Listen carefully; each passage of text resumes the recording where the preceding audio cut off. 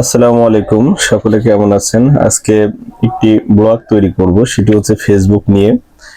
ফেসবুকে আসলে কি কি ধরনের ভিডিও ছাড়া যাবে, ফেসবুকে কি কি আসলে টাইম মেনটেন করতে হয়, দৈনিক কয়টি করে ভিডিও ছাড়তে হবে, ফেসবুকে কোন ধরনের কথা বলা যাবে না, ফেসবুকে ভিডিও ছাড়ার সময় মিউজিক ব্যবহার করা যাবে কিনা,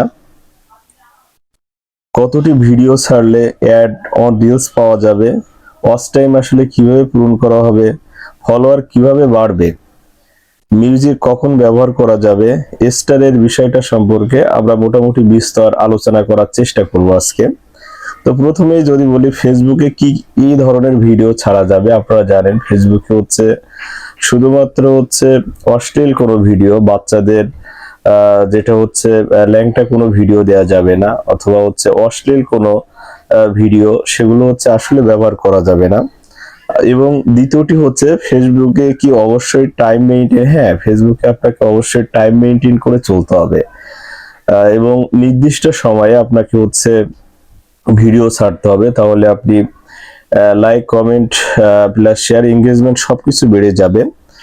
ফেসবুকে কোন ধরনের কথা বলা যাবে না, আপনি কথা বলা যাবে না, তো আমরা রাজনৈতিক কথা, তারপর হচ্ছে বিভিন্ন গালিগালাজ, এইগুলো আসলে বলা যাবে না। হ্যাঁ, এই বিষয়ে আমরা খুব স্ট্রিক্ট দেখবো আর কি। পাশাপাশি হচ্ছে কতটি ভিডিও ছাড়লে অ্যাড অন রিলস পাওয়া যাবে, এই বিষয়টা হচ্ছে আসলে অনেকের বিভিন্ন মতবাদ আছে। আপনাকে যদি বলা হয় যে অনেকে বলে 100 থেকে 120 বা 150, 120 থেকে 150টা ভিডিও ছাড়লে অ্যাড অন রিলস এর ভিতরে ভাইরাল হয়ে আপনি হচ্ছে মনিটাইজেশন মানে অ্যাড অন রিলসটা সেটআপটা পেয়ে যেতে পারেন। তো এটা আসলে কোনো কথা হতে পারে না। এমন বিষয়টা হচ্ছে যে আপনাকে ভিডিও ছেড়ে যেতে হবে।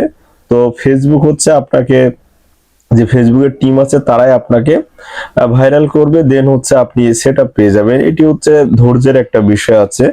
তো ফলোয়ার কিভাবে বাড়বে এই বিষয়টা হচ্ছে আমাদেরকে জানার বিষয়। ফলোয়ার যেভাবে বাড়বে সেটা হচ্ছে আপনার যে ভিডিওগুলো আছে বা অন্যের ভিডিও সামনে আসে, প্রথমত অবশ্যই আপনি সুন্দর করে ভিডিওটি দেখবেন, দেখার পরে একটি লাইক করবেন, কমেন্ট করবেন। কমেন্টটি হচ্ছে অনেক সুন্দর গঠনমূলক কমেন্ট করবেন, তাহলে হচ্ছে অবশ্যই আপনি ফেসবুকে হচ্ছে উইন হতে পারবেন। অন্যথায় হচ্ছে আসলে সমস্যা হবে, রিচ এঙ্গেজমেন্ট এগুলো হচ্ছে বাড়বে এবং উইকলি চ্যালেঞ্জও পূরণ হবে। সবকিছুর মূলই হচ্ছে আপনি সুন্দরভাবে ফেসবুকের গাইডলাইন মেনে যদি হচ্ছে আপনি আগাতে পারেন, তাহলে আপনার কোনো ধরনের হচ্ছে সমস্যা ছাড়াই আপনি সুন্দরভাবে পরিমার্জিত ভাবে হচ্ছে আপনি চলতে পারবেন।